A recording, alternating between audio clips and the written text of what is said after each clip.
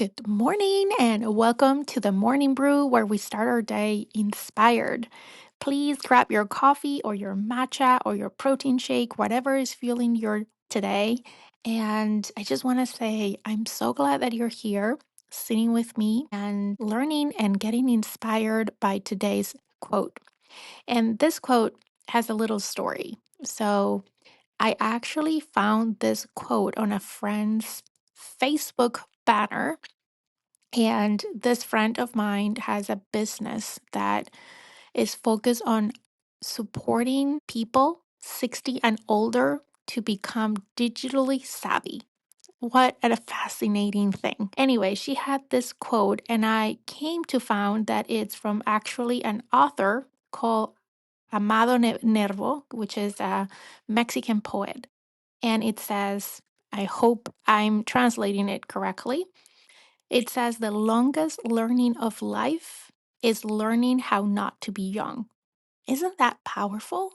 The longest learning of life is learning not how to be young. At first, it might sound a little sad, like it's about losing youth. But when you sit with it, you realize it's actually about growth, about becoming, about accepting change and continuing to evolve. Think about it. When we're young, everything feels infinite. We live with a kind of lightness. We take risks. We dream big. We think there's always time.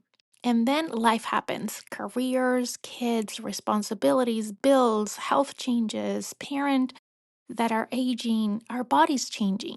Suddenly, the world expects us to be adults. And somewhere in that transition, we start mourning parts of who we used to be. But here is the truth: learning how not to be young doesn't mean becoming less alive. It means learning how to keep your spirit alive while life evolves around us. It's the longest learning because it's constant. Every decade brings a new lesson in letting go something and embracing something new. Maybe it's letting go of the body that doesn't bounce back overnight, or letting go of the idea that your best years are behind you, or maybe it's letting go of the belief that young equals valuable. I'll be honest, this one hit home for me. I've been thinking about this quote for the entire week since I saw it. I've always been someone who thrives on energy, on goals, on movement.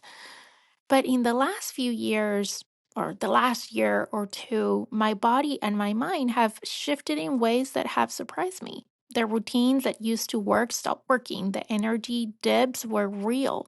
The mirror started reflecting a slightly different version of me, softer in some ways and stronger in others. At first, I resisted it. I tried to get back to the young me, the one who could do everything and handle everything and be everywhere.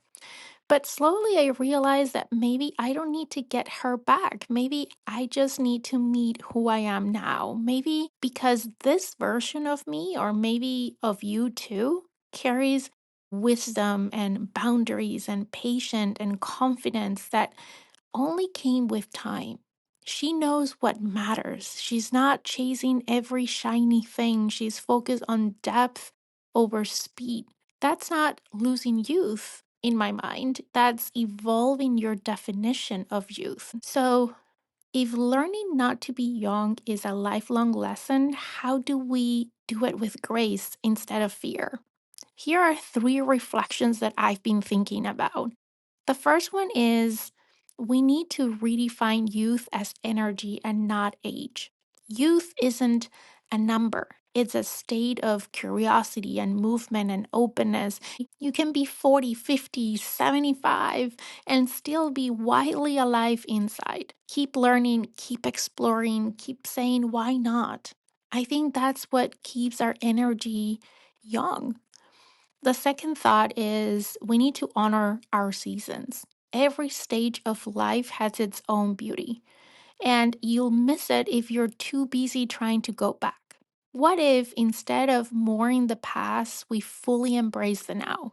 What if the question wasn't how do I stay young, but how do I stay vibrant? And the third thought that came to my mind is we need to let go to make space. The more we cling to what was, the less space we have for what's next. Maybe this week is your invitation to release something, a habit, a comparison, an old standard, and make room for the person, the human, the woman you're becoming.